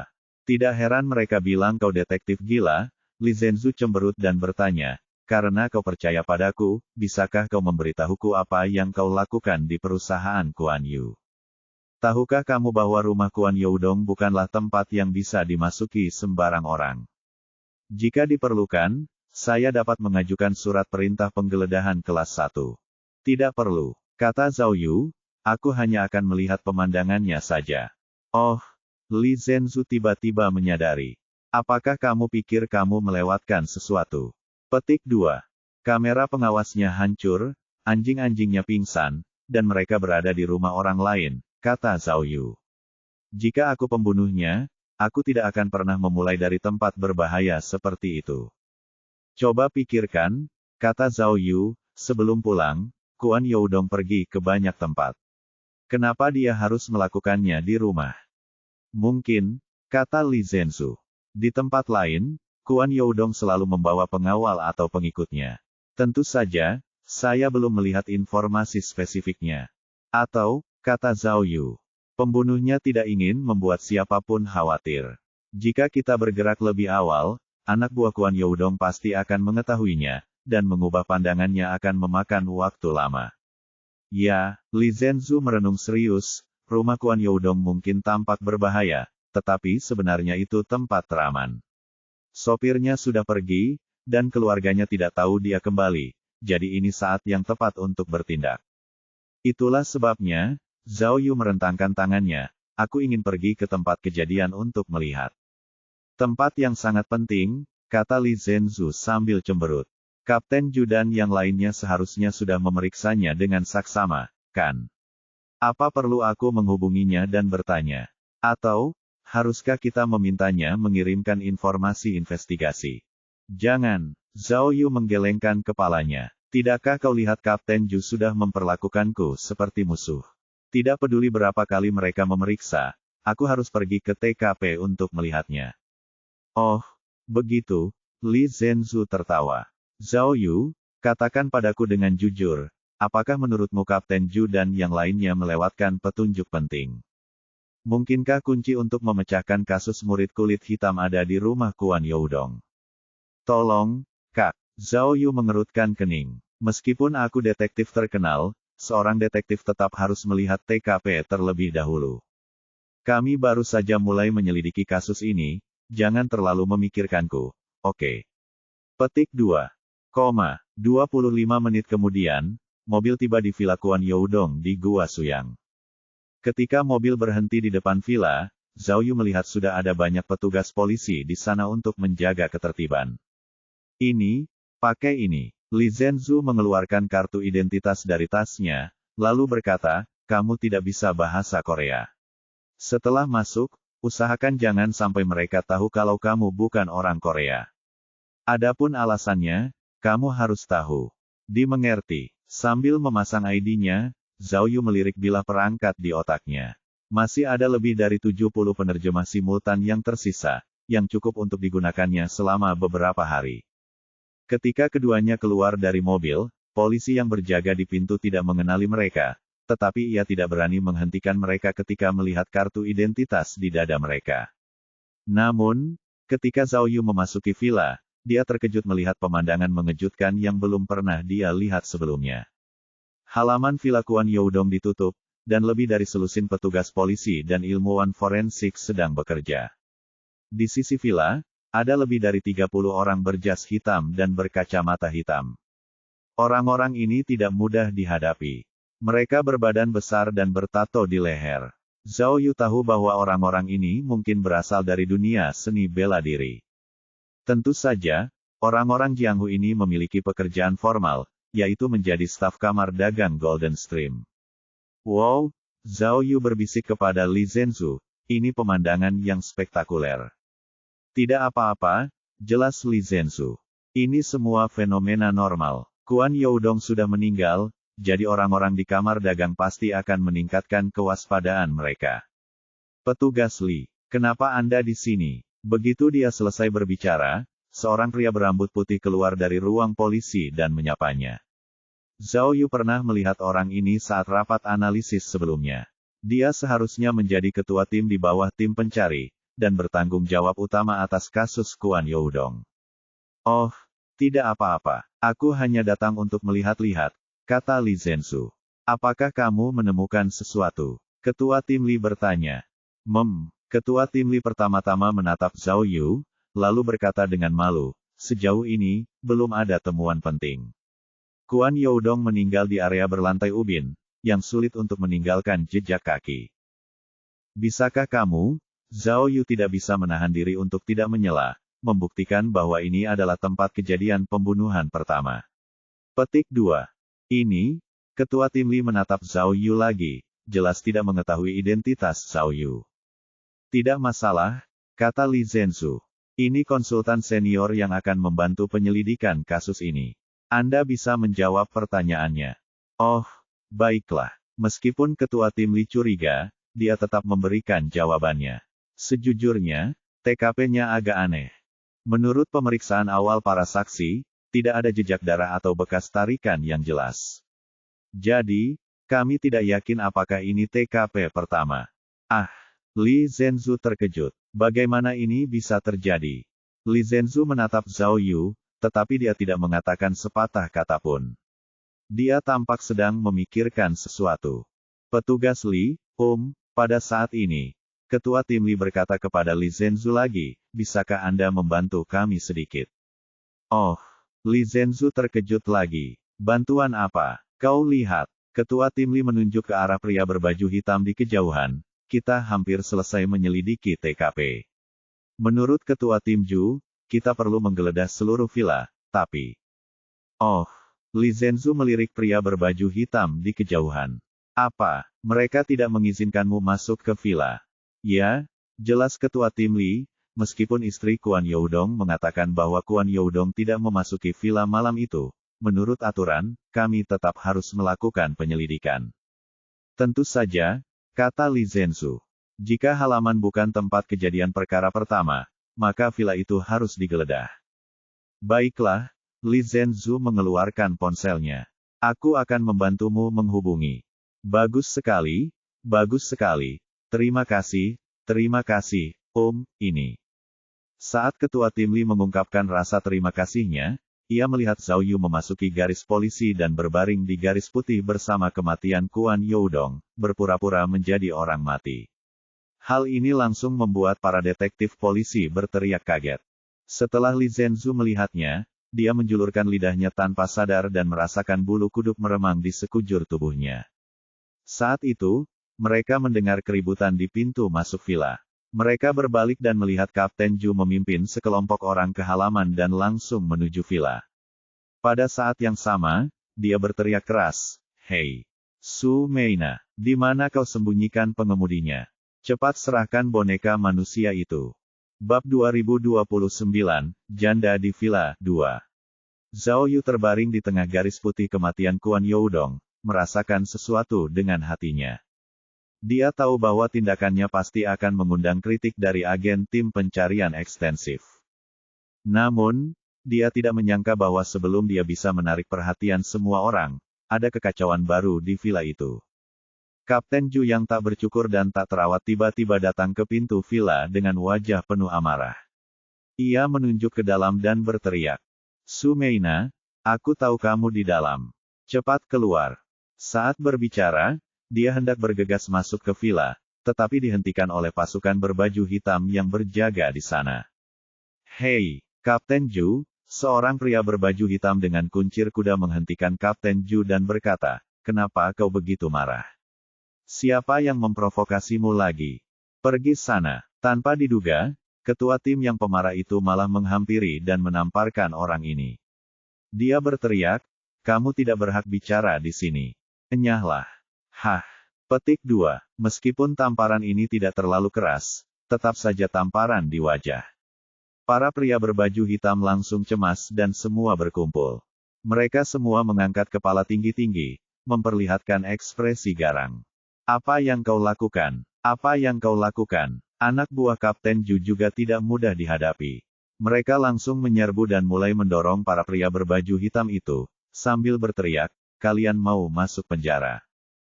Kapten Ju cukup terampil. Di tengah-tengah saling dorong dan dorong, ia menemukan kesempatan dan melemparkan salah satu pria ke bahunya. Kemudian, ia melompati pagar balkon villa dan langsung membalik pintu villa. Namun, tepat saat dia hendak masuk, dia tiba-tiba melihat seorang wanita keluar dari pintu. Wanita ini mengenakan kemeja merah yang indah dan kacamata hitam. Begitu muncul, auranya begitu kuat sehingga memaksa Kapten Ju mundur kembali ke posisi semula di tangga. Jadi, Kapten Ju yang terkenal itu. Wanita itu melepas kacamata hitamnya, memperlihatkan wajah anggun dan cantik, tetapi matanya berkilat tajam.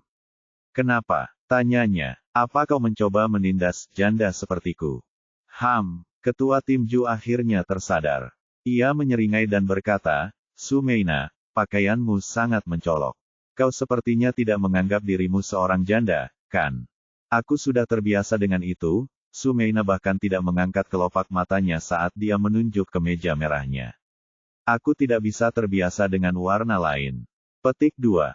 Kapten Ju, apakah kau di sini untuk menyusahkanku? Hentikan omong kosongnya, kata Kapten Ju dengan tidak sopan, cepat dan lepaskan sopirnya. Dia saksi penting, jangan main-main. Sopir, Sumeina mengangkat alisnya. Sopir apa? Aku tidak mengerti apa yang kau katakan. Berhenti main-main, kata Kapten Ju. Dia sopirmu. Apa menurutmu kematian Kuan Youdong karena dia tidak mengemudikan mobilnya ke villa malam itu dan tidak mengantar suamimu kembali ke rumahnya? Sumeina, belum terlambat untuk menyerahkan orang itu sekarang. Aku bisa berpura-pura tidak terjadi apa-apa. Ketua tim Ju, Sumeina dengan kasar menyela Kapten Ju dan berkata dengan dingin, Anda adalah inspektur tim pencari. Anda butuh bukti untuk berbicara, bukan fitnah. Bukankah kau pikir akulah yang paling ingin menemukan pembunuh suamiku? Kenapa aku harus mengincar pengemudi? Tentu, bukankah kau sudah menjelaskan alasanmu dengan sangat jelas? Kata Kapten Ju, kami sudah memeriksa kamera pengawas di dekat rumah pengemudi. Dia dibawa pergi oleh kamar dagangmu. Aku tahu kau tidak hanya akan menghukumnya, tapi kau juga akan menggunakan caramu sendiri untuk membalaskan dendam suamimu, kan? Petik 2. Sumeina, jangan konyol. Kapten Ju menasihatinya dengan tepat, kasus ini tidak hanya menggemparkan di dalam negeri, tetapi bahkan negara-negara asing pun menaruh perhatian besar. Bahkan Departemen Urusan Nasional pun ikut campur sekarang. Apa kau mau seluruh kamar dagang Golden Stream dikubur bersamamu? Kau, Sumeina memelototi Kapten Ju dan berkata sambil menggertakkan gigi, sudah kubilang, sopir itu tidak ada hubungannya denganku. Aku tidak menyentuhnya. Kau bebas melakukan apapun yang kau mau. Kau, ketua tim Ju sangat marah. Ia menunjuk Sumeina dan berkata, dasar wanita tak tahu terima kasih. Kalau kau terus keras kepala, aku terpaksa membawamu kembali ke kantor polisi untuk diinterogasi. Ini keterlaluan. Mendengar ini, para pria berbaju hitam menjadi marah. Mereka semua bergegas. Beberapa orang di depan bahkan sengaja memukul pemimpin mereka dengan bahu mereka. Pasukan Kapten Ju pun tak ragu. Mereka menyerbu maju dan mulai menekan serta mencabik-cabik Men in Black lagi. Namun kali ini, konflik semakin memanas, dan kedua belah pihak bahkan siap mengambil langkah besar. Situasi hampir tak terkendali. Saat itu, Li Zhenzu juga cukup terkejut. Melihat situasinya tidak baik, ia segera mengeluarkan ponselnya dan meminta bantuan. Para detektif polisi dan staf teknis yang bertugas di tempat kejadian juga menghentikan pekerjaan mereka dan pergi untuk menghentikan perkelahian. Ini, di tanah kosong, hanya Zhao Yu yang tersisa, terbaring canggung di garis putih, burung gagak berkokok di sekelilingnya. Namun, Zhao Yu sudah terbiasa dengan situasi yang aneh, jadi meskipun situasinya sangat kacau, hal itu tidak memengaruhi pikirannya. Dia berbaring di tanah yang dingin, menikmati rasanya menjadi orang mati. Menurut laporan otopsi, almarhum seharusnya masih sadar sebelum meninggal. Ia menyaksikan tanpa daya saat si pembunuh memotong matanya satu persatu. Bagaimana mungkin ia pingsan? Tentu saja, tidak tepat menggunakan kata "menonton" untuk menggambarkannya. Itu karena dia tidak dapat melihat apapun setelah matanya dicabut. Lalu, apakah si pembunuh hanya mencoba meniru kasus mata hitam Yokohama F. Marinos, atau memang benar-benar terkait dengan kasus mata hitam Yokohama F. Marinos? Dan, bagaimana si pembunuh dengan mudah menaklukkan Kwon Youdong, yang begitu kuat? Lagi pula, ini rumah Kwon Youdong. Selama Kwon Youdong menelepon, pembunuhnya akan terbongkar. Kenapa dia mengambil risiko sebesar itu untuk menyerang dari sini?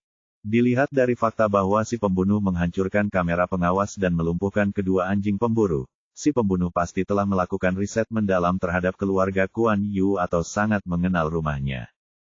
Mungkinkah itu seorang kenalan? Atau mungkin Zhao Yu mencondongkan tubuh ke samping dan menopang kepalanya dengan tangan kanannya, seolah-olah ia adalah Buddha tidur. Ia kemudian mengamati sekelilingnya dengan saksama. Tak lama kemudian, ia menyadari ada masalah. Jalan setapak yang ia lalui memanjang dari pintu masuk villa di kejauhan. Tidak ada cabang lain. Tempat lainnya semuanya hijau atau hamparan rumput. Melihat situasi ini, Zhao Yu merenung. Jika si pembunuh tidak masuk dari pintu masuk utama, ia pasti sudah menginjak area hijau di sekitarnya. Jadi, di ruang hijau itu, apakah ada jejak kaki yang ditinggalkan oleh si pembunuh? Memikirkan hal ini, dia hampir tidak bisa menahan diri untuk tidak memikirkan alat peraga yang sudah lama tidak dia gunakan, yaitu pengidentifikasi jejak kaki.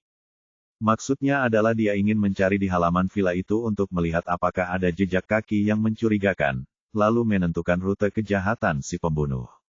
Namun, saat ini, konflik antara Kapten Ju dan janda Kwon Youdong, Sumeina, sudah mencapai tahap yang memanas. Karena banyaknya bawahan Sumeina, Kapten Ju dan yang lainnya langsung terdesak. Mereka dikepung oleh pasukan berbaju hitam, dan beberapa agen sudah terluka. Di saat putus asa, Kapten Ju benar-benar mengeluarkan senjatanya tanpa peduli. Bab 2030, Bab 2026 tidak bias maupun bias. Mustahil. Zhao Yu bangkit dari tanah, membersihkan debu, dan berpikir, mengapa kapten ini begitu pemarah. Cara dia memegang pistol mirip dengan gayanya dulu. Faktanya, kapten itu lebih tua 10 tahun dari Zhao Yu, jadi dia bisa dianggap lebih senior dari Zhao Yu.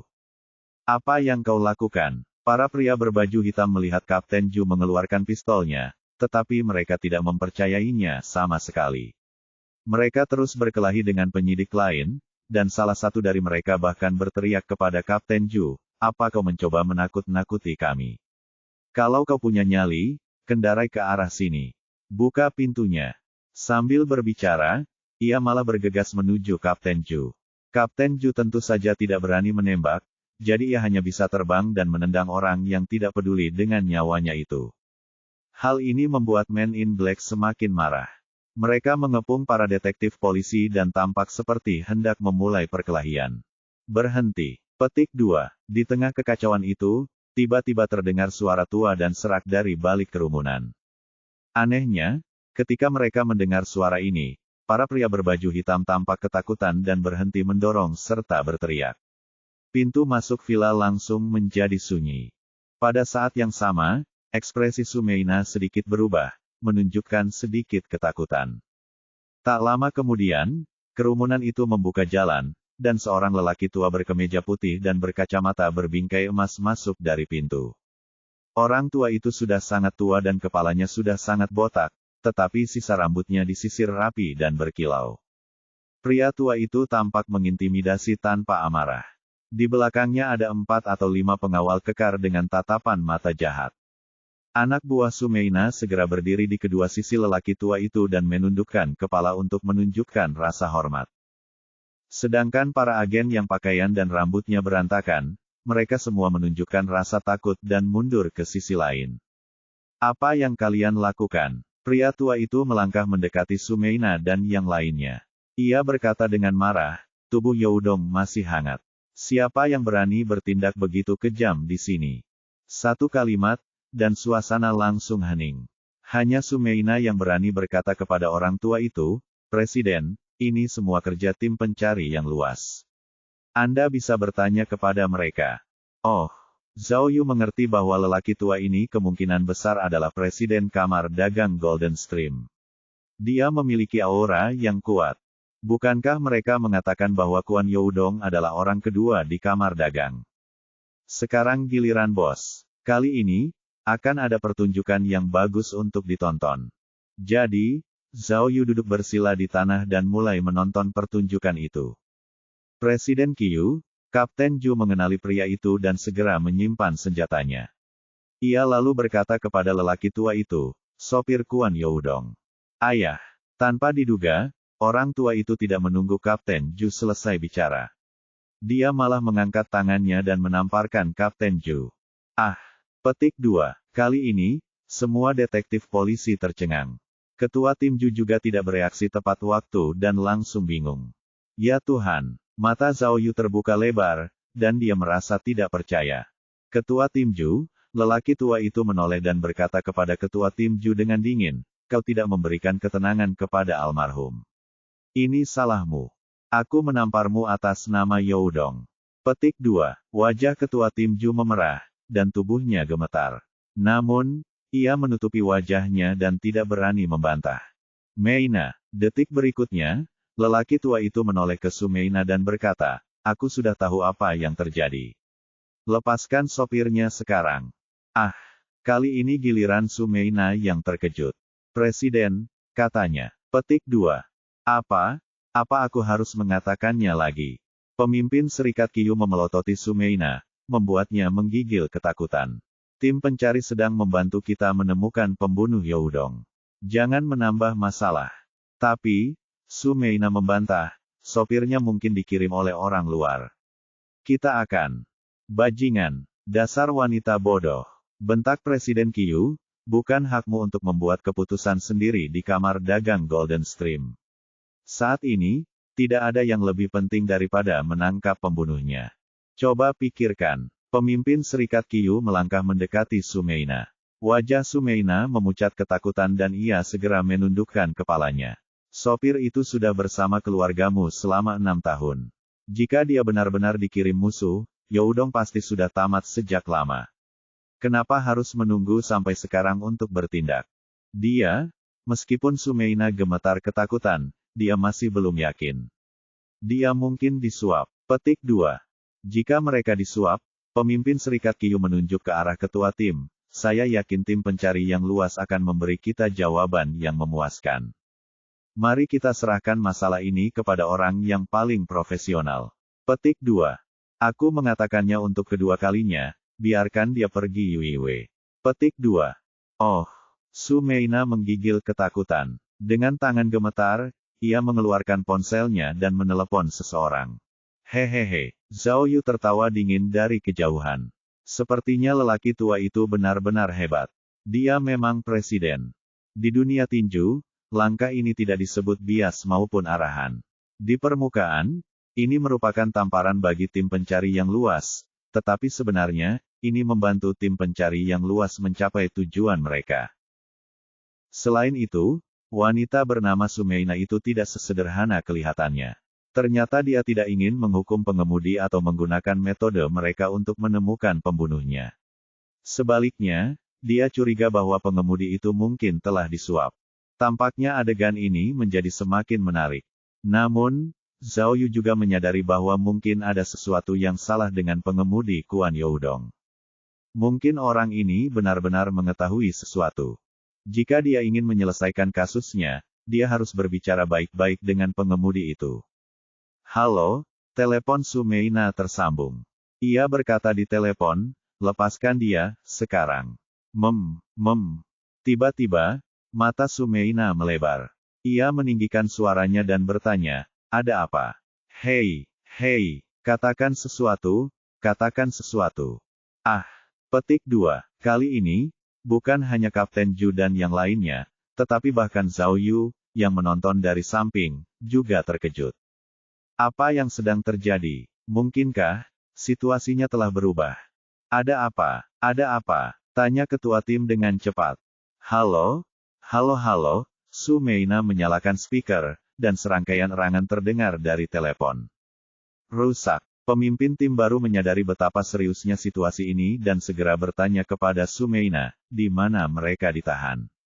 Oh, tidak jauh, tidak jauh, Su Meina menunjuk ke suatu arah dengan panik. Itu di bengkel terbengkalai di jalan pegunungan di utara. Petik 2. Mereka mungkin telah diserang, katanya. Kirimkan saya lokasi tepatnya segera. Setelah itu, Kapten Ju segera memanggil anak buahnya dan bergegas keluar dari villa seperti orang gila, pergi begitu saja. Melihat ada kecelakaan, Ketua Serikat Qiyu segera memerintahkan bawahannya yang cakap untuk mengikuti tim pencari untuk melihat. Saat ini, hanya Li Zhenzu yang bingung. Hei, Zhao Yu segera maju dan menariknya kembali. Kenapa kau masih berdiri di sana? Cepat, ayo kita lihat. Lalu, Zhao Yu menarik Li Zhenzu keluar dari villa dan mengikuti tim pencari.